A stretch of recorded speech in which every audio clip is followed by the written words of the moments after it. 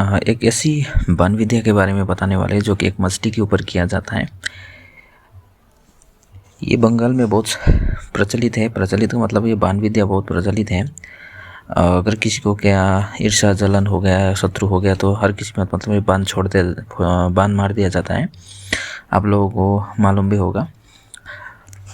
और आज मैं आप लोगों को एक ऐसी बाण विद्या के बारे में बताने वाला हूँ जो कि चेंगुआ बाण के नाम से प्रसिद्ध है। और इस बाण का ना ही कोई काट है, ना ही इसका कोई उपाय है दोस्तों, ठीक है। मतलब ये बाण किसी के ऊपर मार दिया जाए तो ये बचना जो है इम्पॉसिबल है दोस्तों, ठीक है। कोई बचा नहीं सकता उसको। यानी कि सुबह अगर किया जाए तो शाम तक शत्रु का मृत्यु कन्फर्म है दोस्तों, ठीक है। इतना भयंकर जो कि एक चेंगुआ बाण जो कि एक चेंग मछली के ऊपर किया जाता है। वीडियो पर आप स्क्रीन पर देख सकते हैं जो कि चेंग मछली एक रहता है जो कि कीचड़ में जहाँ पानी कम होता है वहाँ पर ये चेंग मछली मिलता है, ठीक है। और इतना आसानी से भी नहीं मिलता ये मछली। ये मछली के ऊपर जो है तंत्र क्रिया मतलब मंत्र करके इसमें क्या क्या लगता है और क्या किस प्रकार से शत्रु के ऊपर असर होता है मैं आपको बताऊंगा आज दोस्तों। सबसे पहले बात तो ये है कि किसी के ऊपर ऐसी क्रिया करना गलत बात है। ये कानूनी तौर पर और धर्म के मार्ग पर ये गलत बात है, ठीक है। ईर्ष्या जलन के कारण किसी के ऊपर करना ये ठीक नहीं रहेगा, क्योंकि एक इंसान की जान चला जाएगा, एक माँ के हाथ से बेटा चला जाएगा, बेटी चला जाएगा, ठीक है। तो ऐसे भी कुछ ऐसे शत्रु होता है जो कि ढीठ किस्म का होता है, जो कि समझाने से भी नहीं मानता, उसको बार बार समझाने से भी नहीं मानता है। बहुत ढीठ किस्म का रहता है कि एक शत्रु के कारण से जो है कितने घर परिवार जो है बिगड़ चुके हैं, खराब होने वाले हैं, बर्बाद होने वाले हैं। तो ऐसे स्थिति में जो है किसी के ऊपर ऐसी बाण विद्या ऐसी क्रियाएं करना मजबूर हो जाते हैं इंसान, ठीक है। वरना ईर्ष्या या जलन के कारण किसी के ऊपर ऐसी क्रिया वगैरह नहीं करनी चाहिए, ठीक है। क्योंकि जो करने वाला व्यक्ति है उसके ऊपर भी इसका बुरा असर हो सकता है। उसके बच्चे के ऊपर हो सकता है, उसके माँ के ऊपर हो सकता है, पिताजी के ऊपर हो सकता है, ठीक है। तो ऐसी मंत्र की ऊर्जा जो कि एक आप लोगों को मालूम है जो कि दो तलवार की धार की तरह एक दूसरे को भी काट सकता है और अपने को भी काट सकता है, ठीक है। तो सोच समझ कर ये क्रियाएं वगैरह करनी होती है। जो आज की चेंगुआ बाण है दोस्तों, ये एक बार किसी के ऊपर चला दिया मतलब छोड़ दिया तो उसका मृत्यु जो कन्फर्म है, यानी कि कोई उसको बचा नहीं पाएगा, ठीक है। सुबह से लेकर शाम तक में उसकी मृत्यु कन्फर्म है।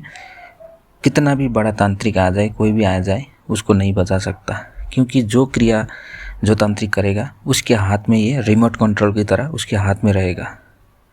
जब तक उस तांत्रिक के हाथ में वो चीज़ रहेगा, जो करने वाला व्यक्ति है उसके हाथ में से वो छीन कर उसको काट नहीं किया जाएगा, तब तक वो ठीक नहीं हो सकता। वैसे भी समय जो है बहुत कम रहता है।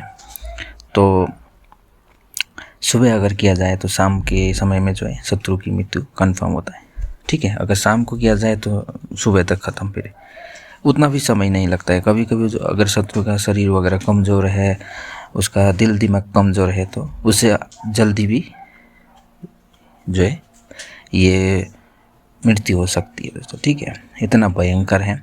तो कैसी होती है ये, किस तरह से किया जाता है ये जो है दोस्तों, एक मछली के ऊपर किया जाता है, चेंग मछली। इसको मछली को लेकर एक केले के पत्ते में रखा जाता है। रखने के बाद उस जो तांत्रिक करने वाला जो व्यक्ति है शमशान के एक कपड़े बिछाते थे। बिछाने के बाद उसके ऊपर ये मछली को रखते हैं, ठीक है। और इसमें एक हंडी का प्रयोग होता है और भी कुछ तरीके हैं जो कि मैं खुलकर आप लोगों को यहाँ पर वीडियो पर नहीं बता सकता, क्योंकि ये जो गुप्त क्रियाएं है। तो इस वजह से ये जो मरा हुआ मछली लिया जाता है, चेंग मछली। लेने के बाद इस पर जैसे ही मंत्र पढ़ेंगे ये मछली जिंदा हो जाएगा, ठीक है।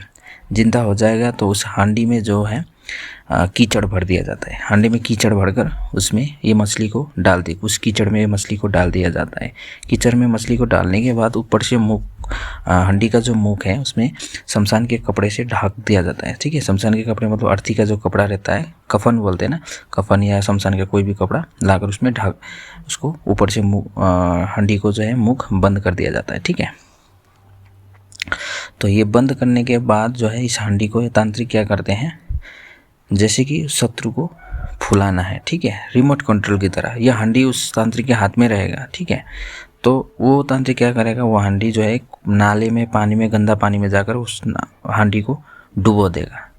जैसे ही वो डुबो देगा 5 से 10 सेकंड के अंदर में उस व्यक्ति के शरीर फूलना स्टार्ट शुरू हो जाएगा। जिस शत्रु के ऊपर किया जाएगा, हाथ पैर वगैरह एकदम फूल के वो गुब्बारे की तरह हो जाएगा। ठीक है, अगर ऐसे ही वो पानी में हांडी डुबो कर 1 से 1.5 घंटा रख दिया जाए तो उसका मृत्यु जो है पूरा कन्फर्म हो जाएगा। ठीक है, इतना भयंकर। अगर उसको फिर से सुखा देना है, शरीर को एकदम लक्कड़ कर देना है, तो हांडी क्या करेगा, हांडी को पानी से निकाल कर फिर धूप में रख देगा, आग में गर्म कर देगा, धूप में रख देगा, उसको हीट देगा। जैसे ही वो हांडी गर्म हो जाएगा, वो उसका शरीर फिर सूख के एकदम लक्कड़ की तरह हो जाएगा शत्रु।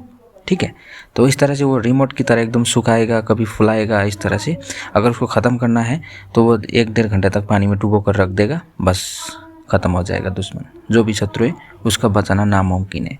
कोई भी तांत्रिक उसको आएगा, काटन करेगा, कोई भी मंत्र मारेगा, कोई भी असर नहीं होगा। ठीक है, जब तक उस हांडी में से भी मछली को निकाल कर काटन नहीं किया जाएगा, यानी कि बचाना और उसको ख़त्म करना उस तांत्रिक के हाथ में रहेगा।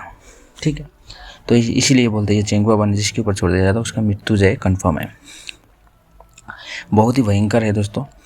तो इस क्रिया से आप लोग जो है, मैं ये जो बताया आप लोगों को मालूम नहीं है, क्योंकि किस किस तरीके से बन विद्या वगैरह छोड़ते हैं। इसके अलावा भी और भी बहुत भयंकर चीज़ बान विद्या है दोस्तों। मैं आगे आप लोगों को बताऊंगा क्या क्या है, किस तरीके से करते हैं। ठीक है, तो दोस्तों ये जानकारी आप लोगों को अच्छा लगा होगा। मिलते हैं अगली वीडियो। धन्यवाद।